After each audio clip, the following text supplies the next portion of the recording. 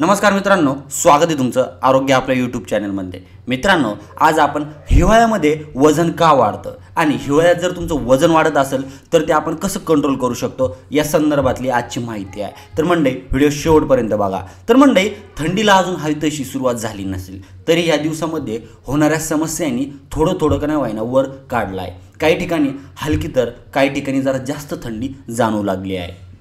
हिवाळ्यात जास्तीत जास्त लोक वजन वाढतं असल्याची तक्रार देखील करतात। यात तथ्य आहे की या काळात वजन झपाट्याने वाढतं, त्यामुळे वजन वाढण्याची चिंता अनेकांना सतावते। पण हिवाळ्यात वजन वाढतं तरी का, यामागील काही प्रमुख कारणं आपण पाहणार आहोत।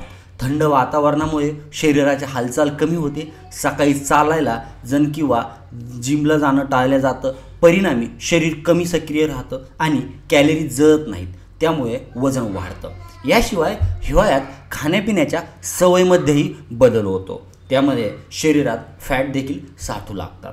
आता मंडळी, हिवाळ्यात वजन वाढण्याचे 5 कारणं असतात, जे की कॅलरीज म्हणजे की अन्न, चहा, सूप, मिठाई, गरम स्नॅक्स याचे इंटेक वाढतं। शरीराची कमी हालचाल थंडीमुळे घराबाहेर कमी पडतो, त्यामुळे कॅलरी जळत नाही, मेटाबॉलिझम स्लो होतो, शरीर थंडीत कमी ऊर्जा वापरतं, त्यामुळे फॅट जमा होतं। कमी पाणी पिणं थंडीमुळे तहान कमी लागते, त्यामुळे पाणी कमी प्यायल्याने मेटाबॉलिझम स्लो होतो।